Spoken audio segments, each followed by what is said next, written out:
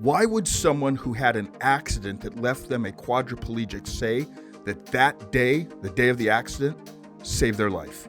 Special guest this week is Scott Lowder. He has an amazing story. Listen in now.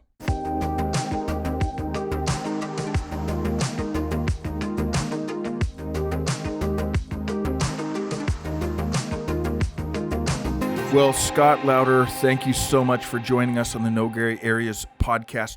Most of our listeners actually watch online, but for those that are just listening to an audio platform, you got to help them out a little bit. You're not sitting in the same kind of chair that I am. So explain that for those listening and not watching. Well, first of all, pleasure to be here. Thank you for having me. And yes, for those of you that are just listening, I'm definitely in a different type of chair. I'm a C4 quadriplegic, which means I basically can't really move or feel from the shoulders down. Wow.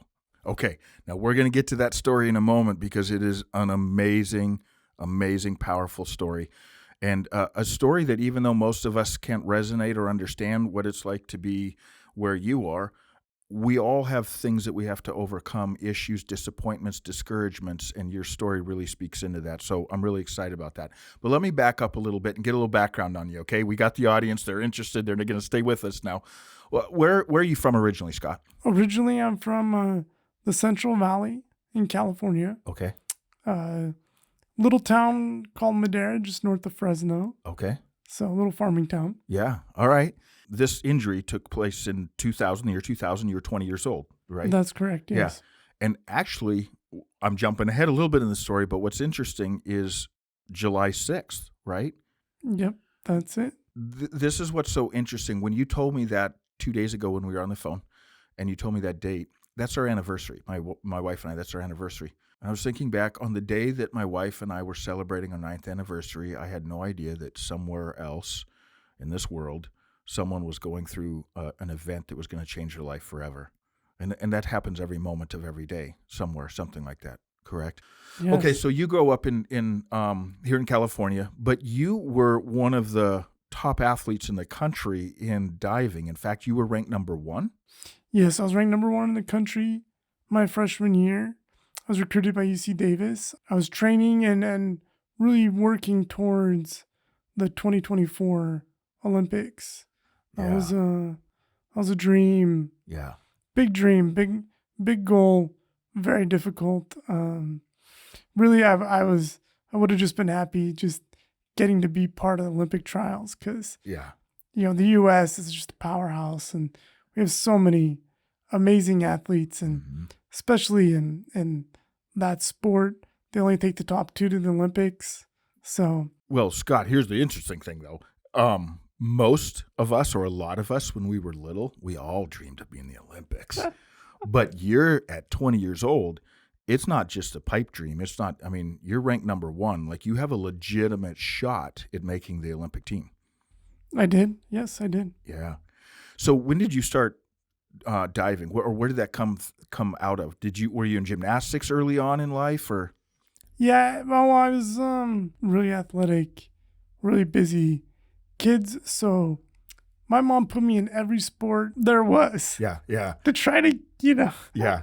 Figure out where you were going to fit in or where you were going to land, right? Drain my energy. Yeah. I was a busy kid, man. Yeah. So she needed to try to tire you out every day so you'd go to sleep. Wow. Okay.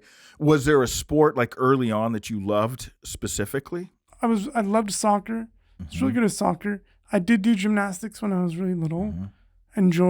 Really enjoyed like trampoline and I enjoyed acrobatics, flips and well, that's what I was thinking. Yeah, right. I was assuming that. Yeah. But I also in the summertime loved swimming and I loved girls. Yeah. And seeing girls, dressed all cute.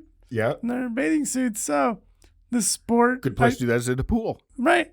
Yeah. And this sport, diving, I did like a 2-week summer class. Yeah. One summer. I think the summer before like high school. Okay. So you're like in 8th grade, going into your high school years. You go to a camp. You'd never done diving before that time. No. And you do a 2-week diving. And did you recognize you were very proficient at this right away? I mean, I did. I was just out there having fun, but the coach noticed real fast and talked to my mom and said, you probably want to get him into more serious classes. Yeah. And so that's the way we went. And Yeah. Now, we call this podcast No Gray Areas, so there's no lying here. Did you go to that camp to just check out the girls, or were you actually interested in diving? I was interested in both. Okay. The priority, probably the girls first. Yeah, okay.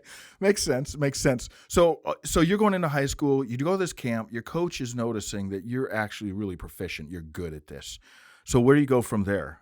Did you start diving then right away, going to classes on this? I mean, it's not a school sport, right? Or is it in California?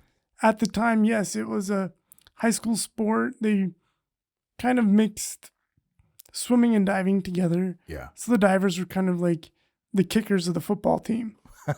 Yeah.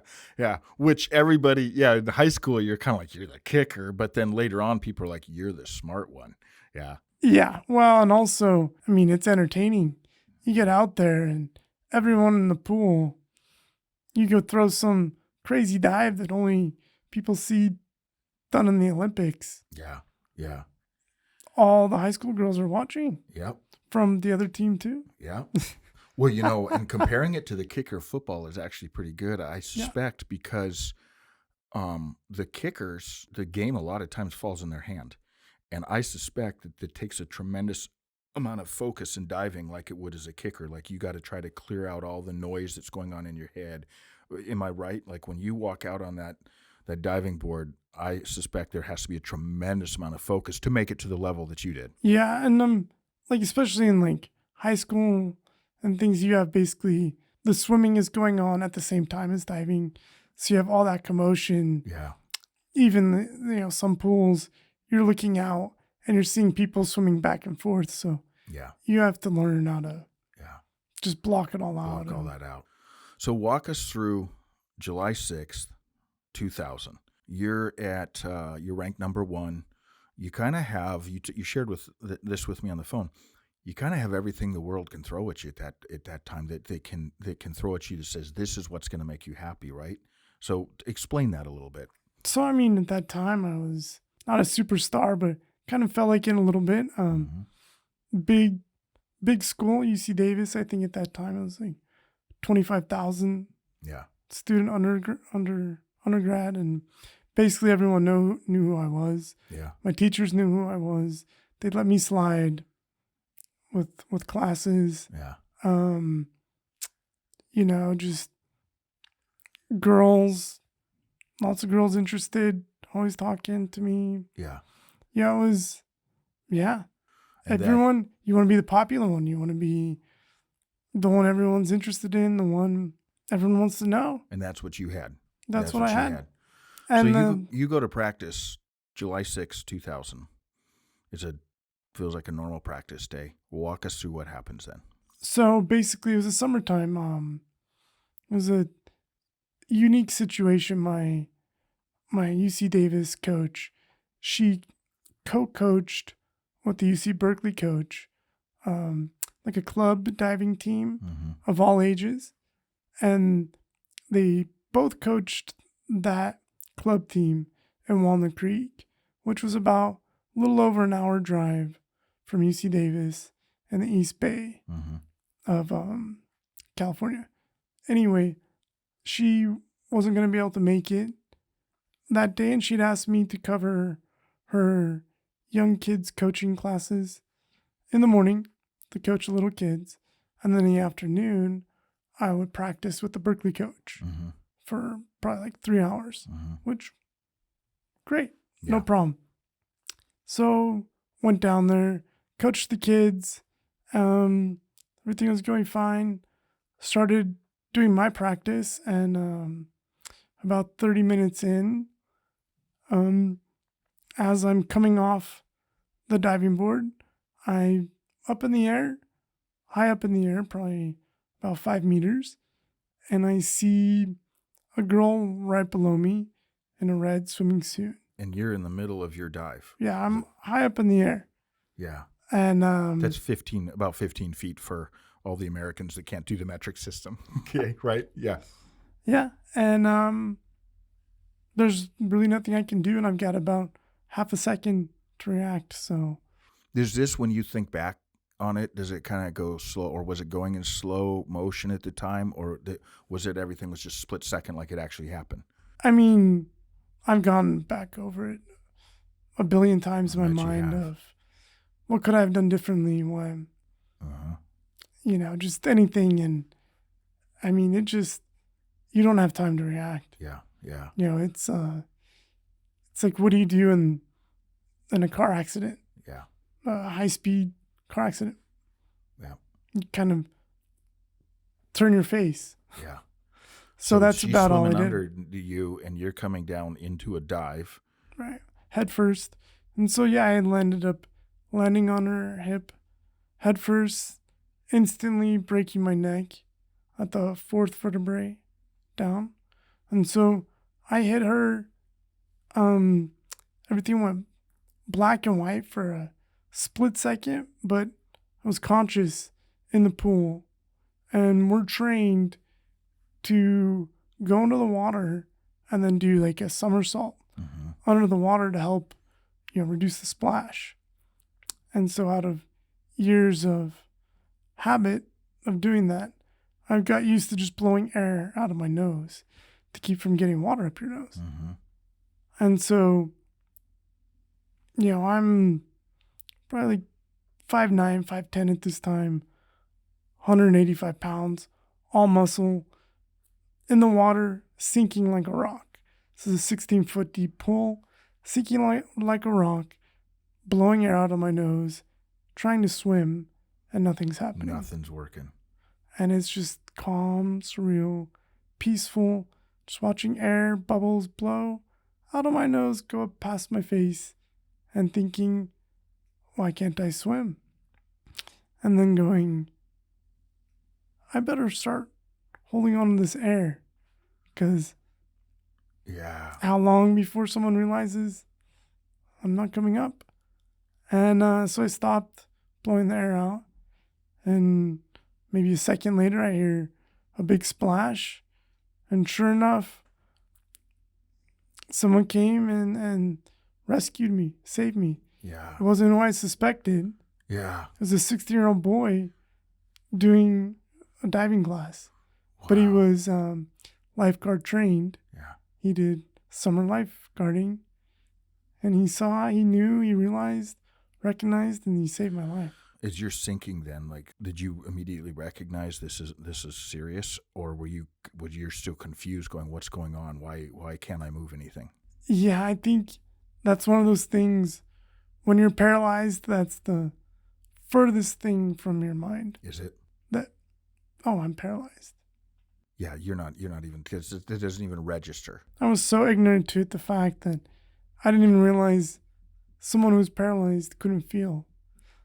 At that time, I thought it just meant you couldn't move.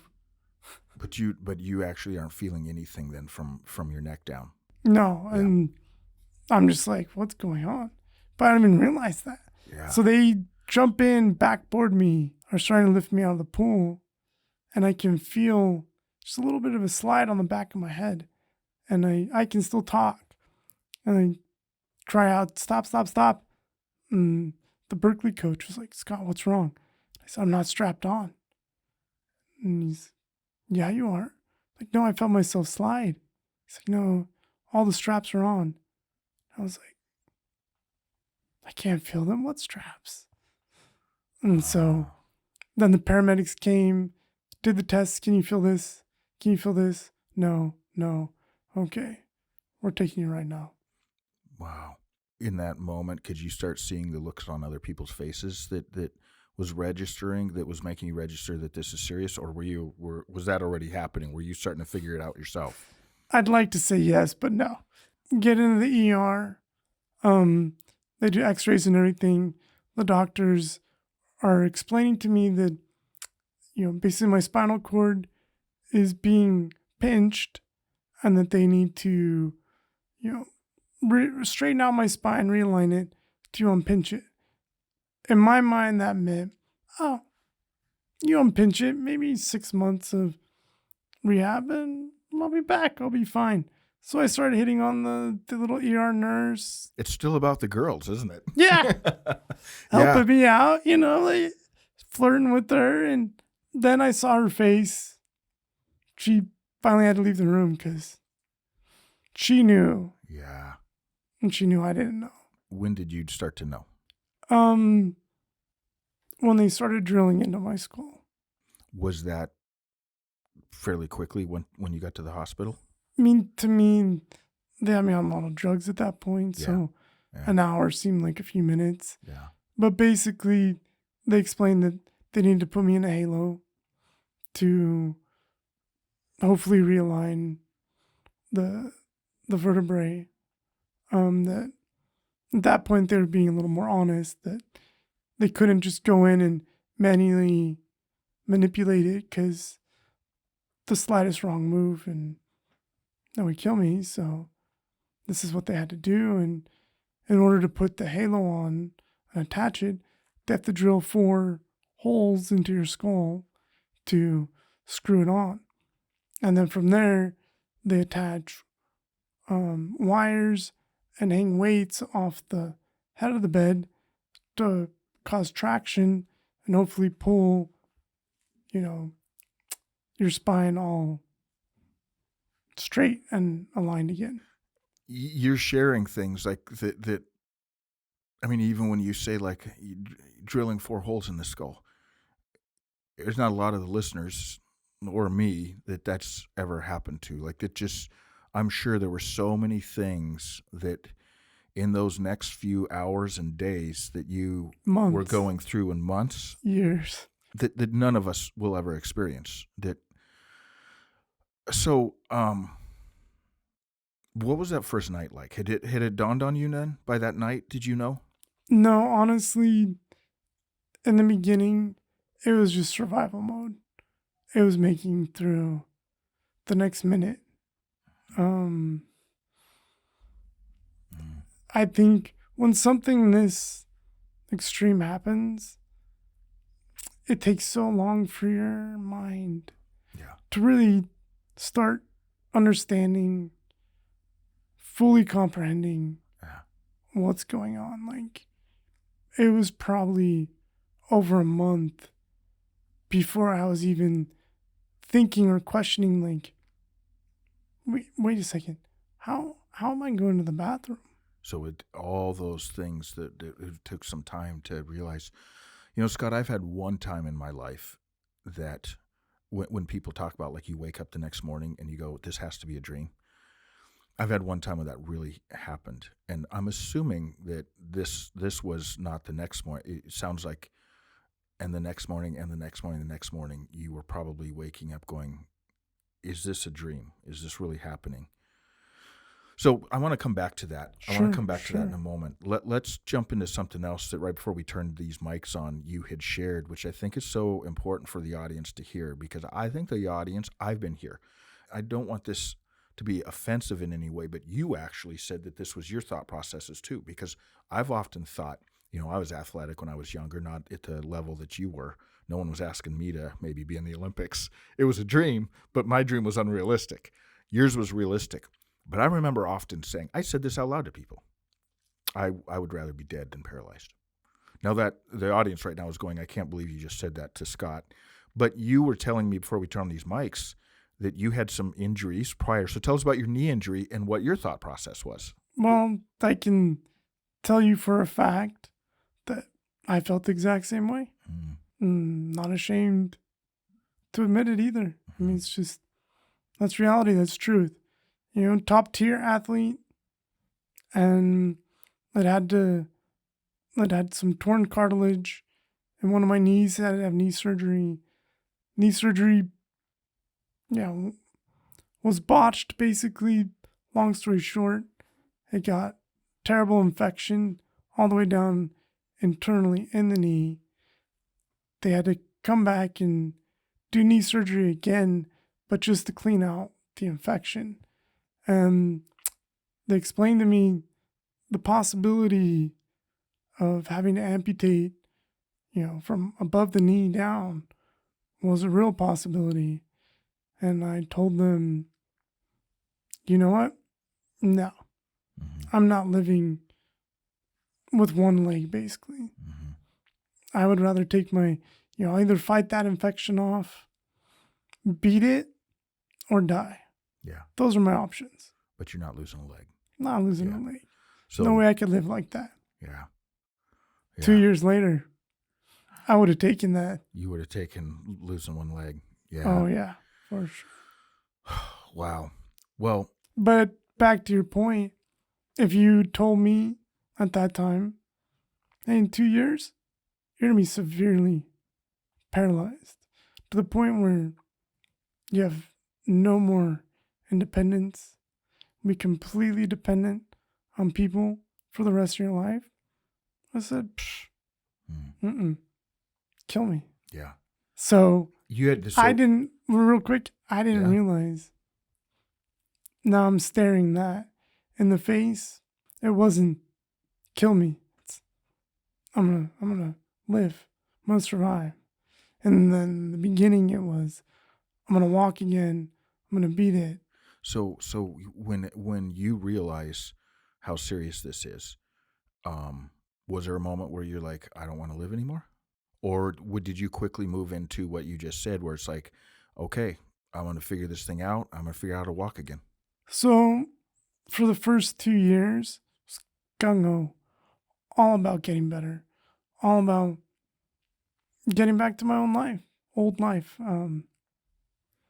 Getting back to getting it all back. And the reason is because the spinal cord is, it's within your vertebrae. It's protected by hard bone, but it also doesn't have a lot of room to expand.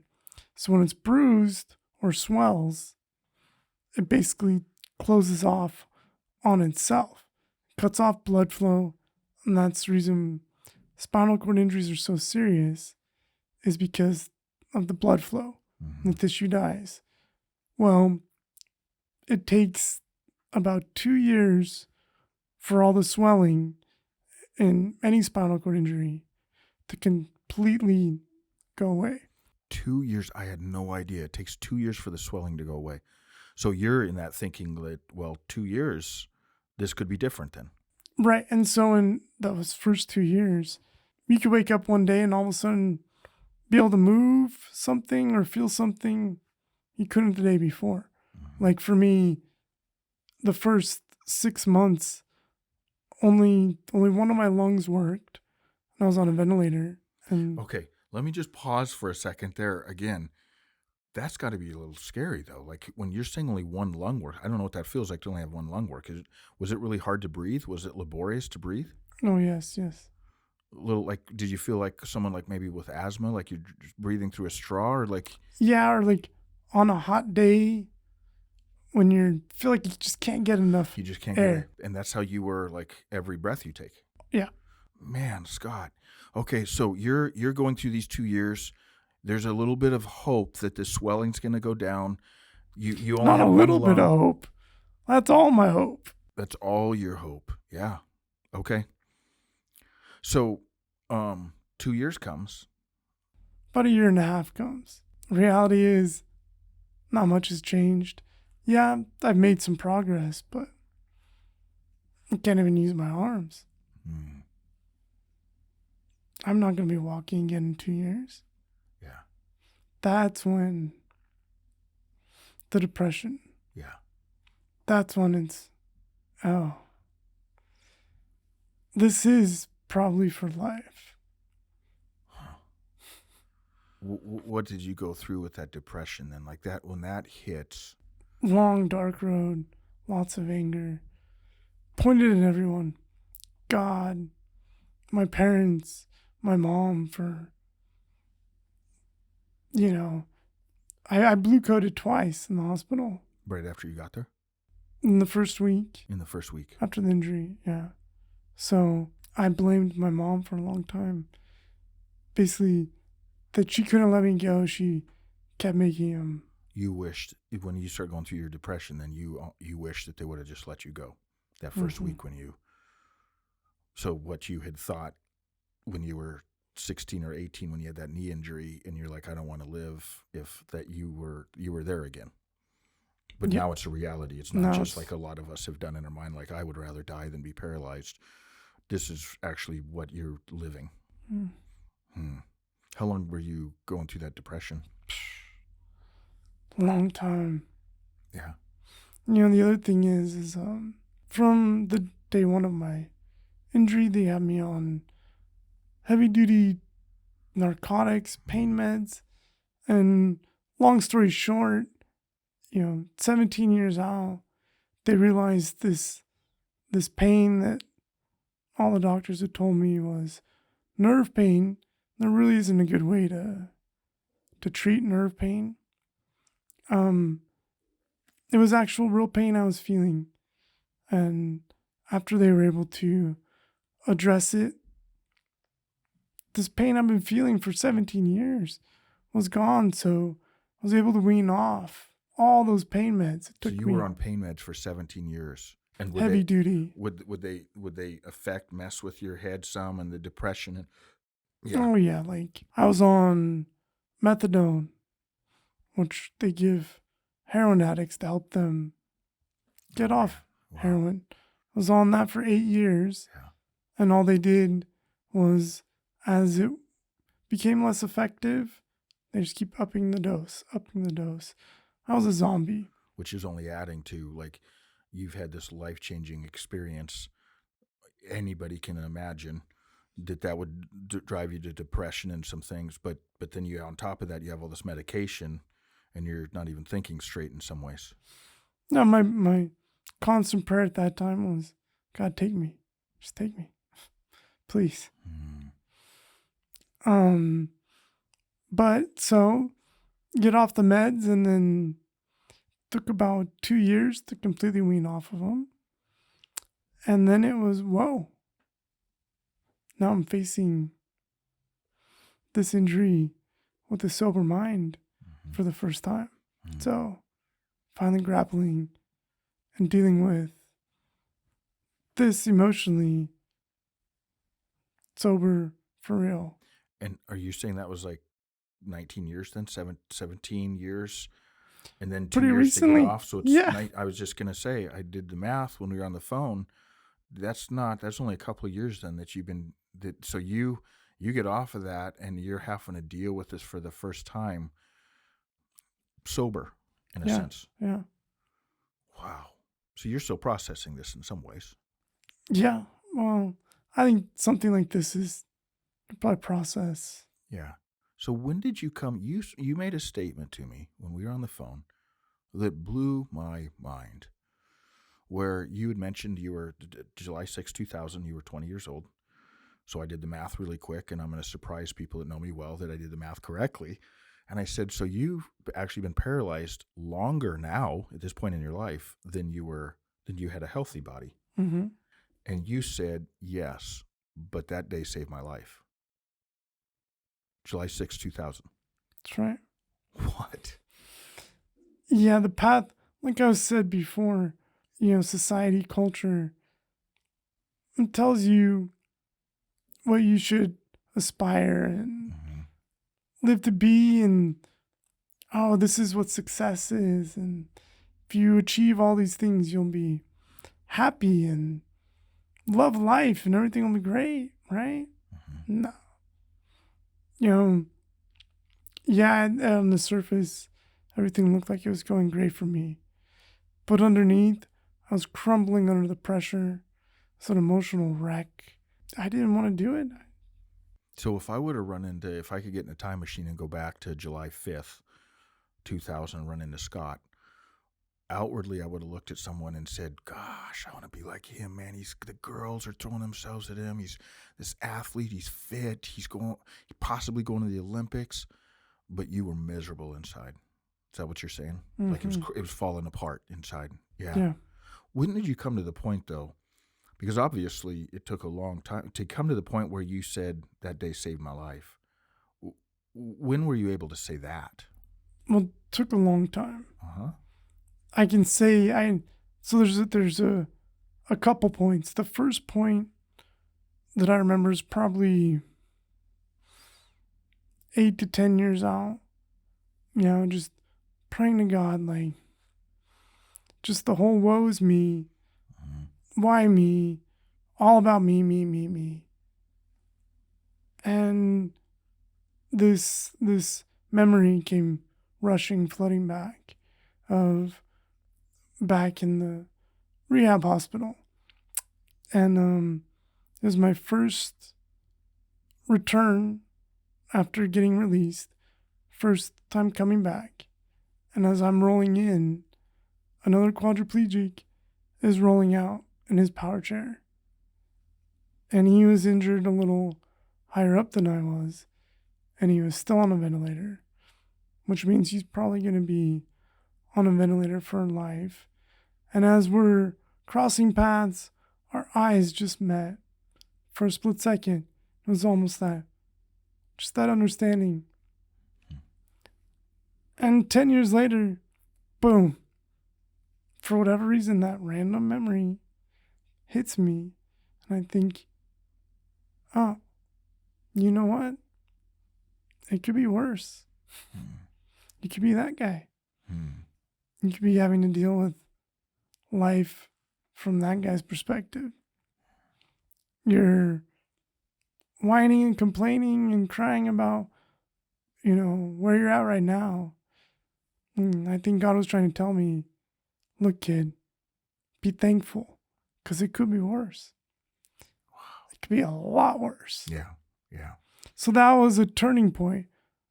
And long story short, when I was weaning off the meds, I have to say that was probably the most difficult time. Going through the withdrawals, just drenched in sweat, the emotional, all of it. And at that time, that night in my brokenness, I just cried out, probably the most real prayer I've ever prayed. And God, I can't do this. If you don't find a way to make this like where I can actually get through and do this, like, I'll find a way to end this myself and stop waiting for you to take me.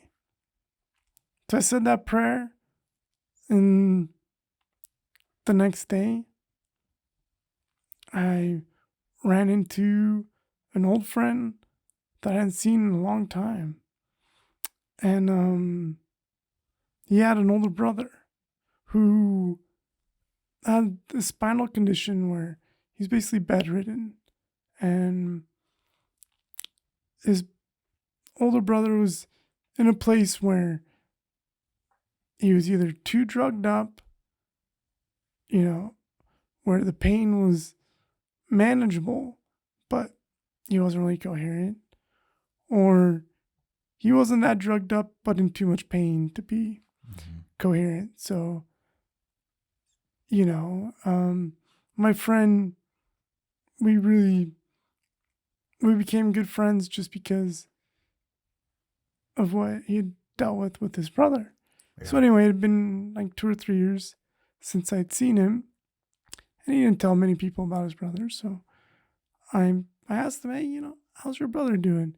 And he was all happy to see me at first. And when I said that, his whole attitude changed and looked at me like, you want to hit me? It's like, weird, okay. It's like, why would you ask me about my brother? It's like, well, because you told me about him. And then he's got some medical stuff he's got to deal with, and just curious, how he's doing. He's like, oh, you don't know. It's like about a year ago, he committed suicide. And he went through in detail how his brother did it, and was crying. He started talking about his brother's kids and his wife and the brokenness. And then he still gets phone calls from his kids crying. And, God was telling me, you're making this all about you. Sure, you can go kill yourself. What's that going to do to your parents? What's that going to do to everyone who ever loved you? Yeah. It's the most selfish thing you could do. And you'll be teaching them the total wrong thing. You'll be letting the enemy win. And who knows how many more you'll end up taking down. Yeah. So I got my answer a day later. Wow. And it told me, yeah, you have a choice. But these are the consequences that you won't have to deal with of your choice. But a lot of other people will. And that ripple effect will be far wider and far more reaching than you'll ever know or imagine. But I'm God, I'm all-knowing, and I know. And sure, if you choose that, I'll make good out of it. But I'd like to keep you here and make good with you here. Scott, that's incredibly powerful because, as you know, as I shared, this podcast is all about the power of choice and the complexity of choice. And obviously you were dealing with a choice that a lot of us have said in the back of our minds without actually knowing what it would be like. Yeah, if that ever happens to me, I would. And you're 17 years after it, you're still thinking, contemplating that. But then you were confronted with a real choice. Like, is that really what you're going to do? Mm-hmm. And God gives you an opportunity that opens your eyes to the fact that that choice would actually hurt and wound a lot of other people. And you used the word a rather selfish choice. Yeah. Yeah. Because, my suffering, my pain here in this world will be done and over. But separated from God, I don't know. Yeah. That suffering and pain is beyond mine or any of our true understanding. But sure, getting over all this is a quick, easy, be done with it. But so, dreams, we all have these dreams. You obviously had them that morning you woke up July 6, 2000. Mm-hmm. Those dreams were going to radically change, which is part of the process. The whole thing that you had to go through, and you're sharing with us that it was 17 plus years later, 19 years later, really after you get off the medication. What are some of your dreams now? I mean, at 20, I want to be an Olympian. Yeah. Want to have it all. Now, it's not about me. That's been the big lesson, the hard lesson for me to learn is how to truly surrender and be obedient. So, I don't know. My dreams are wherever God wants me to go, wherever He wants to take me, what He wants me to do. That's what I'm going to do. There is no better place to be than that, is there? So far, no, that's, it's the best place I've found. Yeah. Surrender. It's so interesting to me how you even paused with that. Like when I asked you, like, what are your dreams? You paused a little bit when you were answering, but because you're saying it's not about me. A lot of times when you have, like, if you ask me my dreams, I would start to rattle off a bunch of them, but I would actually find out, like, you're really making me pause and think, Scott, because I'd find out a lot of my dreams are about me. And what if God has a different plan? What if God's going to do something different? And where you're at in life now is you're coming to this point. I wouldn't say come because none of us are going to arrive in this life, right? But you're coming to the point where it's easier for you to say, it's not about me. Well, and I think most people realize over their lifetimes, the dreams they hold on to the tightest are the ones that God will rip away and the ones that hurt the most. because you hold on to it so tight. Yeah. It's what you want. You. Yeah. He's trying to teach you, child. It's not what you want. Did you obviously said you were angry with a lot, including God? Walk us through a little bit like what that process was for you, because anybody could understand. Okay, God, you could have stopped this from happening. You could have protected me from this. You didn't. Did you struggle with the idea of God being a good God? Oh yeah, because it's like, okay, God, why didn't you blow a breeze that distracted me for 2 seconds? That's all it would have taken. I would have missed her. It would have been a close call, and I would have moved on. You wouldn't even have known. Like you would been like, well, that was a close call, and then you Phew. would never thought about that another moment. Mm-mm. But it finally dawned on me. This is a broken world. And we have to deal with not only our own sin, but other sins and fallout. And sins of ignorance are still sin. And so... It's part of the broken world. Right. What's the positive takeaway? It's temporary. It's temporary. Back to your thing. It's temporary if you make the right choice. Yeah. So for me, understanding, to me, hell is separation from God. Mm-hmm. And what is God?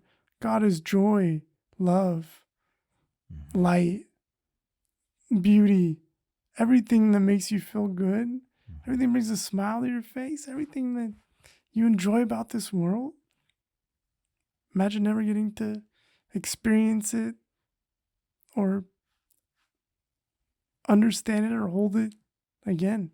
All you get to have is all the negative. Mm-hmm. That's all you get to experience for eternity. Yeah. That's not a very hard choice. Yeah. Yeah. I'll take a life in a wheelchair, and excruciating pain, and being completely dependent on others for 80, however long. Yeah. But there's an end. Mm-hmm. And that's one of the hopes that we all have as believers in Jesus, right? Is where he says he's going to come back someday and make all things new. He's going to right all the wrongs, all the injustices, all the brokenness.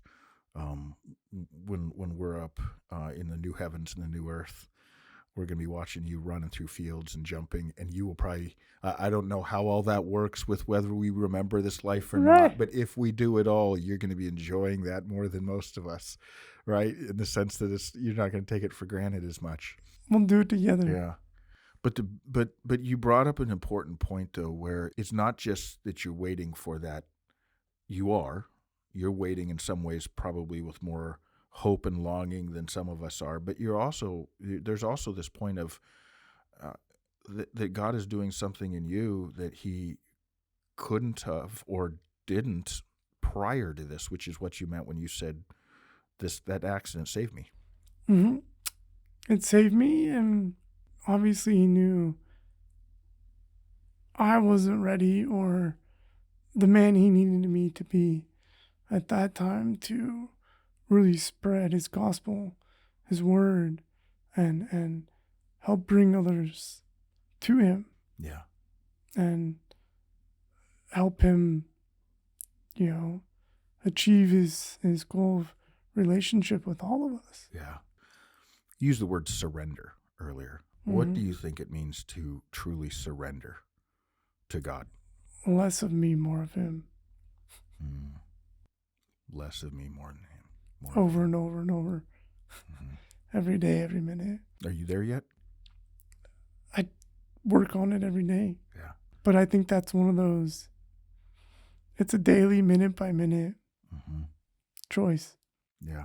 That's a great point, because you might have actually, when I asked you, are you there yet? You might have actually been closer to arriving yesterday, and then today it's just not a good day, and you didn't choose sometimes. That's right. So it's fluctuating, right? It's not just like this straight line upward or downward. It's a little bit of which is again what life is, right? Well, it's back to ultimately what's in your control, what's in my control. That's That's a good question, because if you're asking me, I'm supposed to be doing this podcast, Scott. You're asking me that question, then you're looking at me, and you know my answer to that would be, unfortunately, I think there's a lot more in my control than there actually is, which is where a lot of my problems come in. Probably as a human, right? I control less than I think I do. I think the only thing we have under our control is how we react. How we react to situations. So, if you get bad news, how do you react to it? If you get good news, how do you react to it? Wow. And this Scott, Christ and his teaching us, be mindful of how you react to everything. And follow me. These are the ways you should react to this, and this. Scott, listen, I say this to you, like, I've heard a lot of people say that, and I was a preacher. I've preached that message a lot from the stage. Oh, but to hear, this is how God is using this. To hear you say it, there's a depth to it like I've never experienced before. I've preached that. I've heard people say it, but when you sit there and you say that, there's a depth to that. And that is one of the ways that God is using you in your story. So thank you. well, thank God. Yeah. Man, I honor you. I ask the listeners to, because you're actually dealing with some health issues right now, right? So are you okay with me saying, hey, listeners, be praying for Scott, because they're trying to figure out some things that are going on right now? Definitely, because, I want to be more involved. I want to do more at my church, and a lot of times just physical health issues get in the way, and it's just, discouraging at times, for sure. So yeah, we're going to be praying for you, my friend. I'm asking all of our listeners to be praying for you with some of those things. I just honor you. Thank you for your story. Thank you for having me, and thank you for letting me be a part of this. And I can't wait to see where all this goes, what you guys are working on. This is great, and anything I can do to help in the future. Yeah. Please. Well, we will 100% keep that in mind, for sure, because that's what this is about, is to, especially with young people, with this when this movie comes out, we want to be tied to this curriculum and help children learn. One of the things, children and youth, young adults, one of the parts of this curriculum is resiliency. And if there's a story that speaks into resiliency, I mean, those numbers you're talking about, 17 years. So not only did you deal with this injury and this life-changing moment, but 17 years you're on these drugs that are clouding your mind, and then you got to go through withdrawal for 2 years, and then you've got to deal with all the stuff of that time and that thing that happened almost 20 years before, but now you're dealing with it. I mean, talk about resiliency. So what an amazing story. We honor you, my friend. Huge respect. You're one of my heroes now. I didn't meet you personally until right now, and you are definitely one of my heroes now. But purely because when you talk about your surrender, I want to get there. One thing people just listening don't see, but I can't hide, I guess, my pain, my suffering. It's out there for everyone to see. So maybe that's part of the difference, that I have to be honest. I have to be truthful, because I can't just put on a different face and hide what I'm really dealing with. And so your transparency and authenticity are definitely one of the things. And like you're saying, you're kind of forced into that. Mm-hmm. But I think God uses that in a special way. I hope he does. And for those of us that aren't forced into it, it's a good reminder that if we will choose to surrender, there's going to be more of an honesty and transparency in our life. And God loves to really shine through that, doesn't he? I think so. Yeah. Well, thank you, my friend. One of the things is I was telling you that we love to do on this podcast is, and it's ironic, we call it no gray areas, but all of our guests, I do 2 truths and a lie. So we've gotten a chance to meet you. We've gotten to know you a little bit, but let's see if you can stump us. Tell us 3 things, 2 of them truths, 1 of them a lie, and see if I can figure it out. Okay. I love fast cars. Okay. I love computers. Okay. And let's see. And I love social media. Okay. You love fast cars, you love computers, you love social media. I'm going to say the middle one. I love computers is a lie. Yeah, you got me. It's social media, isn't it?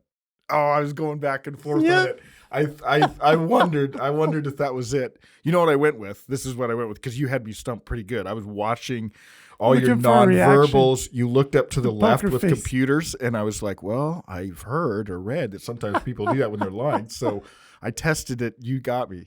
So you don't like social media? Not a fan, no. Yeah. Why not? I just think it's one of those things that most people aren't responsible enough or disciplined enough to not really just have it take over their lives and get like obsessed with, oh no, so-and-so didn't look at it or so-and-so blocked me. And it's like, no, I mean, you talked about the problem with the whole me. It's all about me, and social media probably doesn't exacerbates it. Yeah, for sure. Well, Scott, thank you so much, my friend. I have thoroughly enjoyed this time. It's been great. Thank you. I just made a new friend today, so I'm excited, and I'm going to take you up on that when you said, hey, if there's anything else you can do, I may reach out to you at some point because I have no doubt that there's a lot that you can do. I have a question for you. Okay. Do you like fast cars? I love fast cars. Well, then we should go for a ride in a fast car sometime. You really like to go fast, huh? Oh, yeah. I'm still an adrenaline junkie. Are you really? Oh. Yeah, you'd have to be. And that's such a great point. That wouldn't have changed. Like you didn't have an accident 23 years ago or 22 years ago, whatever it was now, and all of a sudden that changes. So you still like adrenaline and speed. Fastest car you've been in? My car. Yeah. 2014 Shelby Super Snake Mustang. Pushing about 1,000 horsepower. What? Yeah, it's fun. What? So do you? Well, I ride in it. Yeah, I know. But I was just gonna say, do you take it to a track or do you? Okay. Yeah. Okay. Yeah. I was careful with that one because if you said no, then I wasn't gonna ask you how fast have you gone in it. But on a track, how fast have you gone in it? 200. No. And it's the closest rush I can get to diving, but it's still not the same. Yeah. Like when you did a perfect dive and you just, was that the rush with diving? Nah, just pulling G-forces, doing tons of flips and twists. And see, I don't know what that's like because I can't even get around in one front flip or back flip without. The only people that could probably relate are like jet fighter pilots. They'd probably be the ones that could put me to like the next level. Yeah. I've never thought about that with like the diving and the where the G forces that you're putting on your body when you go around like that. Wow. Okay. Can you maybe send us a picture or a video of you did anybody take one when you've been driving like fast when someone's been driving you on the track? Yeah. I would love to see your face when you're going at a high speed like that. Could you maybe send us that? Sure, sure, because if you do, we'll post it when we post this. We'll post that and tell people they'll know more about the story if they see that. Because I would love to see your face. I would love to see my face going that fast. I think the fastest I've ever gone in a vehicle is about 120. Now I'm telling all the listeners, I was actually doing a ride along with cops, so we were in a chase. I was in the sheriff's vehicle. We were legal, but that was an adrenaline rush. You were a whole nother level with that. Yeah. That's awesome. That is so cool. Tell me again, what's the car? What vehicle do you own? It's a 2014 Shelby Super Snake with like the 1,000 horsepower package. Yeah. Oh my goodness. Wow. All right. I definitely made a friend. Thanks, Scott. Appreciate it. Well, it's been a pleasure. Thank you. Thank you, everyone. Yeah. All right. And yeah, God bless. God bless, my friend. There are some testimonies and stories that we hear in life that we'll never forget, and Scott's is no doubt one of those. What a powerful story. And for you and I, as we move forward in life, let's remember, as Scott shared, that there are circumstances in our life that we cannot change. But what we can change, what we do have the power to change, is our attitude in those circumstances, our thinking in those circumstances. Like, follow, and subscribe to No Gray Areas.